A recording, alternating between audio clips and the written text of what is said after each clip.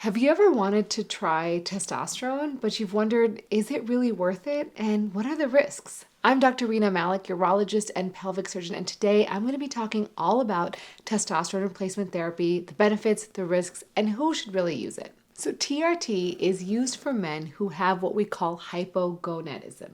And what that is essentially having low testosterone on blood work, meaning getting your blood checked and seeing that the testosterone level is low, usually lower than 300 nanograms per deciliter, as well as having symptoms of hypogonadism. And these symptoms can be things like low libido, brain fog, meaning having difficulty with memory, fatigue, feeling less vigor than usual, mood changes like depression, and having difficulty gaining muscle mass or increased fat gain. And also erectile dysfunction, particularly having difficulty with morning erections. Now, hypogonadism becomes more common after the age of 40, and specifically if you have other what we call comorbid conditions. This could be things like diabetes, high blood pressure, high cholesterol, other metabolic issues that can make it more likely that you will develop issues with low testosterone. Now, TRT can be very effective in treating men who have hypogonadism, specifically for improving those symptoms I discussed about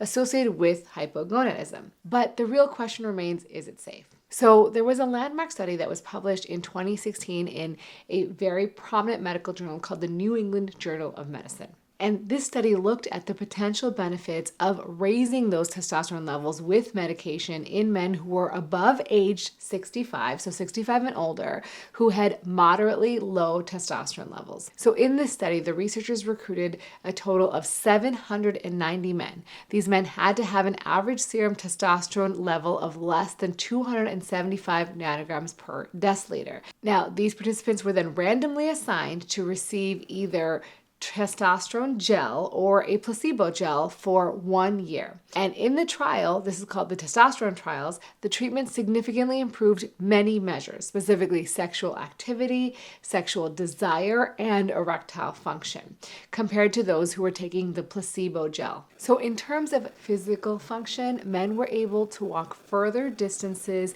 in 6 minutes. So they looked at their 6-minute walking distance, and they found those that were able to increase their distance by about 50 meters or 164 feet was about 20% in the testosterone group versus 12% in the placebo group, which was significant.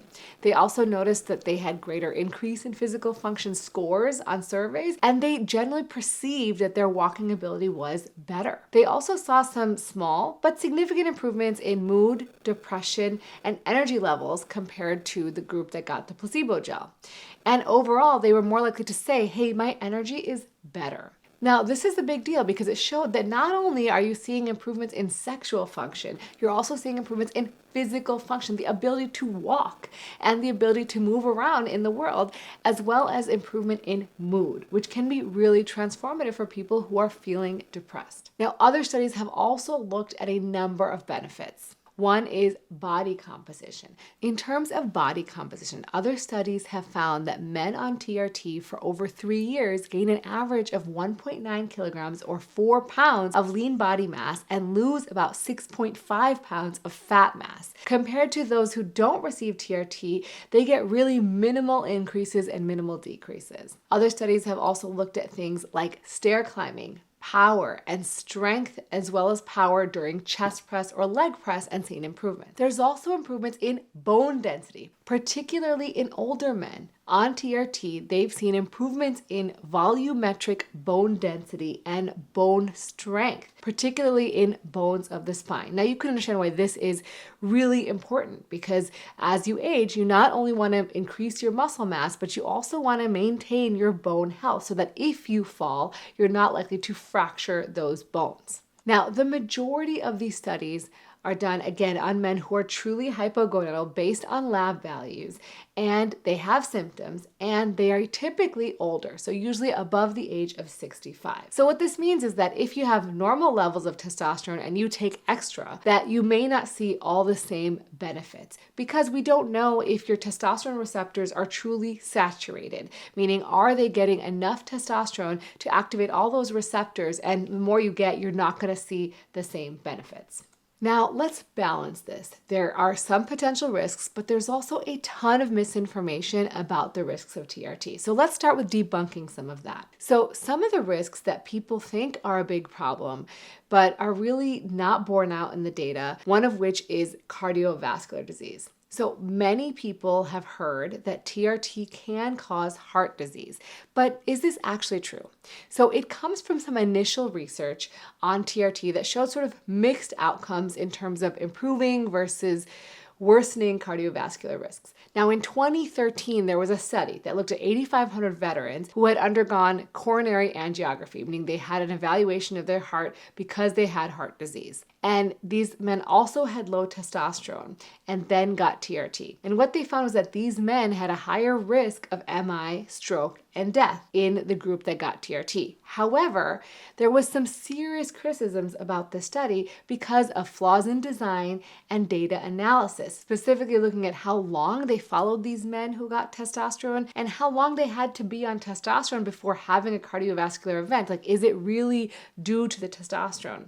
They also used some very complex statistical models that basically took the number of actual events, which was actually lower in the testosterone treated group, and made them more as higher adjusted rates. So this was sort of controversial, but it took off in the media. It led to a ton of people stopping prescriptions of TRT. Now, after this, another study looked at 83,000 men in the veteran system again with documented low testosterone. Now, what they found was that TRT was actually associated with a 33% lower risk of cardiovascular events and death over a follow-up of 4.3 years. And the other important thing about this study was they actually looked at the men's TRT after they got testosterone, and specifically these benefits were seen in those men who got to normal levels. And these men were 56% less likely to die during the follow-up period, 24% less likely to suffer a heart attack, and 36% less likely to have a stroke. That is really, really impressive. I mean, think about it. If I told you that doing something could decrease your risk of death over the next 4 years by 56%, that's pretty impressive. Now, lastly, there is new data from the TRAVERSE trial. Now, this is a randomized controlled trial that took over 5,000 men who were 45 years of age or older, and they either had existing heart disease or they had a lot of risk factors like high blood pressure, diabetes, and obesity. Half of these men got daily testosterone gel, and the other half received, again, a placebo gel, so they did not have testosterone in it. And after about 33 months, almost 3 years, they found that there was no significant difference in those groups in terms of the major cardiovascular events that they had, as well as heart attack, stroke, or death from any cardiovascular event. Again, saying, hey, testosterone replacement therapy is not increasing the risk of cardiovascular events. There was also no difference in cardiovascular procedures or the incidence of heart failure between the groups. To me, based on all this data, and again, there is a lot of data here, I only covered a small amount, I would say that testosterone, when used for men who have hypogonadism, is safe and effective and should not cause an increased risk of cardiovascular events. That does not mean that you should take it without follow-up, because I'm going to talk about some of the other risks, and you need close follow-up of your testosterone to make sure you don't put yourself at higher risk of other issues. Another myth is that testosterone worsens urinary symptoms for men. Now, a recent observational study looking at 259 men with low testosterone and erectile dysfunction followed men who either got TRT for 3 years or those who didn't. And what they found was that their urinary symptoms, based on symptom questionnaires, was actually improved in the men on TRT. But not only was their symptoms improved, their bladder wall thickness improved, and they had a reduced post-void residual, meaning they emptied their bladders better. Now, it's important to note the study did not include men who had really bad or severe urinary symptoms. Generally, this study showed the exact opposite of what people think about TRT. Now, a larger meta-analysis, which looked at 14 randomized controlled trials with over 4,000 men, was completed to really investigate this. And they found that basically testosterone didn't change lower urinary tract symptom scores compared to placebo. Now, it didn't say it was better, but it definitely didn't say it was worse. Now, the reason people think that urinary symptoms can occur with testosterone is because the prostate is very testosterone sensitive. It may cause some prostate growth. Now, regardless of this, the prostate only has so many androgen receptors. And in fact, those androgen receptors are saturated at very low values of testosterone. This will again come into play when I talk about prostate cancer. So if they're already saturated, adding more testosterone is not going to change the prostate to any significant degree. And so ultimately, that makes sense as to why you would not see worsening symptoms. Now, as men age, having an enlarged prostate or growing prostate can be very common. And so you can still see symptoms, but it may be attributed to other factors. And if you want to learn about BPH a little bit more, check out my podcast or my YouTube videos about that content so you can learn more about it. Now, I mentioned prostate cancer earlier. So people think that testosterone replacement can cause prostate cancer. Now, TRT can cause a very slight increase in your PSA. Again, because once those receptors are saturated, it is going to increase prostate size and potentially PSA. However, in the totality of the current evidence, there is no suggested increase in the incidence of prostate cancer of men on TRT. And this is, again, likely because those receptors are already saturated. It is important, however, if you develop prostate cancer, which is very common, seen in 1 in 8 men, you don't want to remain on testosterone. So it, again, is very important to continue to monitor your PSA while you're on testosterone. There was a study looking at 150,000 men over 15 years, looking at those who developed prostate cancer, who were on TRT, and they found no statistically significant difference in terms of overall survival or prostate cancer specific survival between the men who used TRT versus those who hadn't. They even found that the men who developed prostate cancer had more favorable results in terms of their cancer outcomes compared to those who were not on TRT, specifically looking at tumor grade and clinical staging. All right, let's move on to some real risks. One, we know that TRT can lead to water retention and swelling. So if you have heart failure or issues with fluid retention,